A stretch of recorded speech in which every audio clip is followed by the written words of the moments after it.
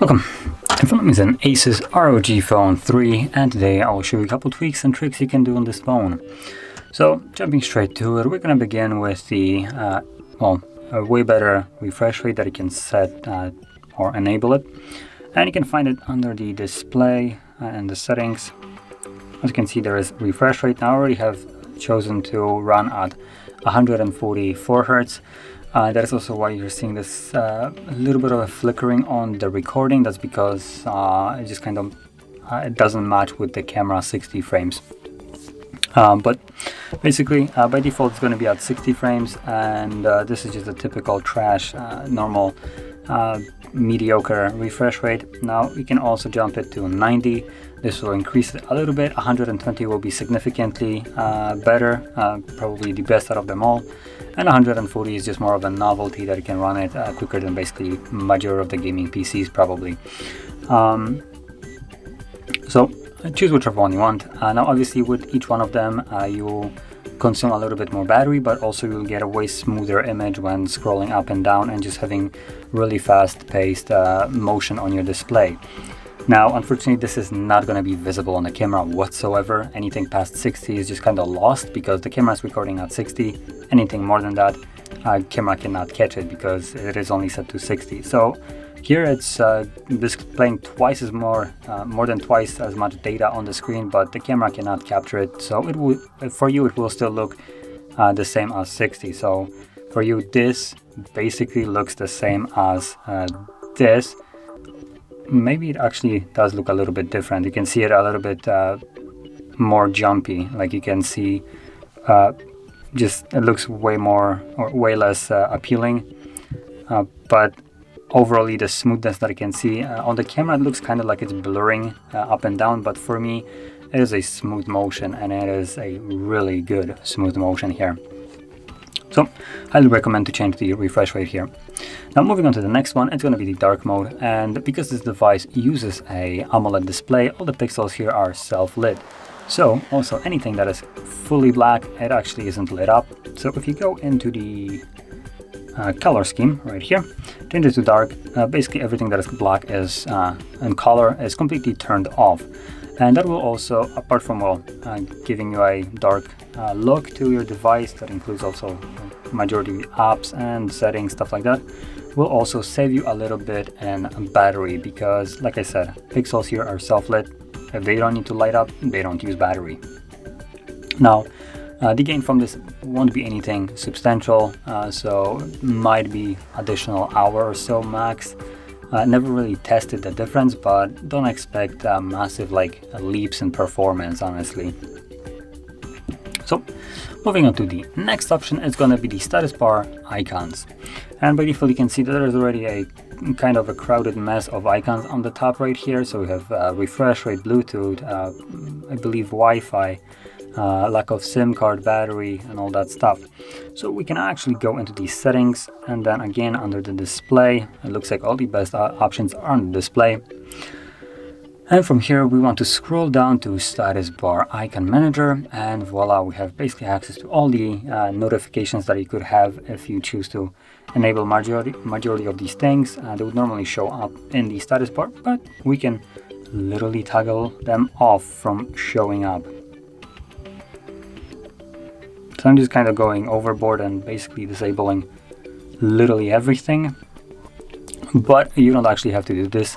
You can disable only the things that you might not want, things like alarm clock or Wi-Fi, things like that are you are used to actually knowing that they're on, but you just don't want them to be visible.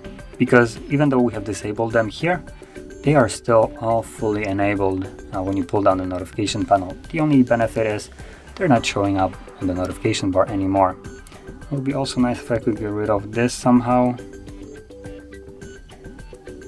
Oh, let's see. Can I get rid of this? Looks like I can't. So I'm gonna quickly go through this. Oh, there we go. So now we have a fully clean status bar. Now this is going a little bit overboard. Maybe battery would be nice to see here. So you could go back to these settings and, for instance, enable only the battery. So that is going to be the only thing you will see in here. And there we go. So as you can see, super clean now. Only one thing is showing. So I really like this. And now adding more to that clean aesthetic, we can remove also the buttons at the bottom. They are already a little bit outdated, and there are way better ways of actually navigating through the device using gesture navigation. And once more, this option can be found in your display section. So let's open up display, scroll down, and system navigation right below the icons. And from here we have gesture navigation. And there we go. Once you enable, you can see that there's a tiny little bar. And basically the way it works is you swipe up on it to go home, swipe up and hold to go to recent. And then if you are already in an app, you can see, you can swipe from sides. As you can see, there is a little arrow appearing. So that will allow you to basically go back. Now also, if you've seen it, if you go out of some kind of app, so if I open up something, there's this little thing on the bottom and you can, I believe, swipe up on it. There we go. To access the Google. For some reason it just closed it though. But yeah, that is going to improve, in my opinion, how you use the device. It feels way better, especially with the back being from both sides, so that is super nice. And again, it adds to the clean aesthetic of the device. Now moving on to the last option which I wanted to show, it's going to be the game mode right here. And what this allows you to do is when you have some kind of games, for instance, right here, oh well, never mind, I'll just open up something else then. So as you can see, it's already launching. It does a couple things, optimizes it, right? Just flip it as well. Let's wait for it to actually load up, which is a little bit of a lengthy one. I believe I can already access it. Yep, there we go. So you can swipe from the left side of the display and you will see this game controller right here. When you let go, it brings up the panel, right? And from here you have a bunch of useful information, things like your phone temperature, the frames that the device is running at right now, your processor clock speed right now, and also the X mode on or off, which will improve the performance if you really need it. Now, for this, I don't think it's needed. The game is already running at max settings, 60 frames, and there is nothing higher than that, so you don't really get anything extra apart from reduced battery life with the X mode. But let's see, you can set it to auto as well here, so it's now automatically setting the refresh rate. Now at the beginning when the game loads, it does have a little bit of a, as you can see, this stutters, but once it actually loads fully, it becomes super butter smooth. Now going back to the panel right here, we have a couple additional things, bunch of toggles. As you can see, you can disable, for instance, calls, so when you're gaming people won't be able to call you, navigation blocking and stuff like that. But where it gets even better is the, for instance, air triggers. So I already have a couple set to switch, for instance, characters, but you could, as an example, set it to be something like a jump and attack, or let's see, both attacks. There we go. So right now, once you set them up, locate them where you want them, make sure you turn them on, and then you can close it.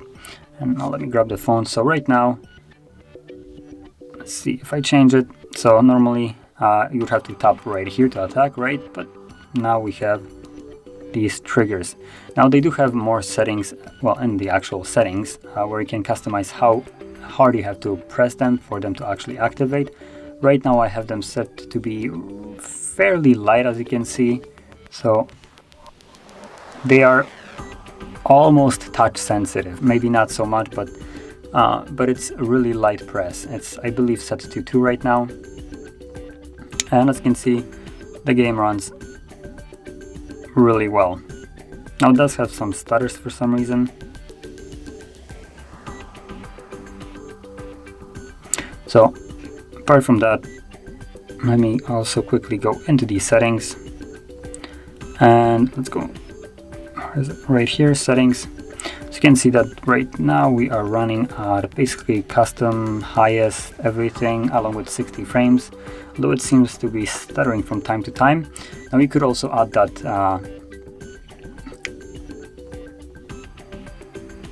That's kind of weird. Never actually knew that you can do that. So apparently if you press,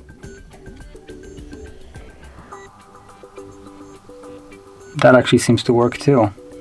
Pressing on the back. But it doesn't work here. Never mind. You could, for instance, add that clip to basically cool your device better, or also, like I said, enable that game mode, I believe. Can we even enable it from here? Looks like we would have to go into these settings and enable it from before we actually launch it. So to enable the game mode, you need to go into the app itself, and from here, basically launch it. So you would go, I believe, where was it? Scene profile, performance mode, game turbo as an example, and here we have a couple levels. Now it is, I would say it's probably recommended once you go overclocking this, probably slap that fan on here just so the device dissipates heat a little bit better, because I can already feel it getting a little bit warm. The game that you were seeing me play right here, the Genshin Impact, it is a really demanding title. It is running, this basically looks as good as it does on a computer, and it's running just as well on it. So again, to run such a looking thing, basically resembles Breath of the Wild, just I would say a little bit higher resolution and frame rate. You do need a little bit of a power. But that being said, you can mess around with these air triggers and basically set them up in a lot of different applications, and this is basically accessible in almost every single game.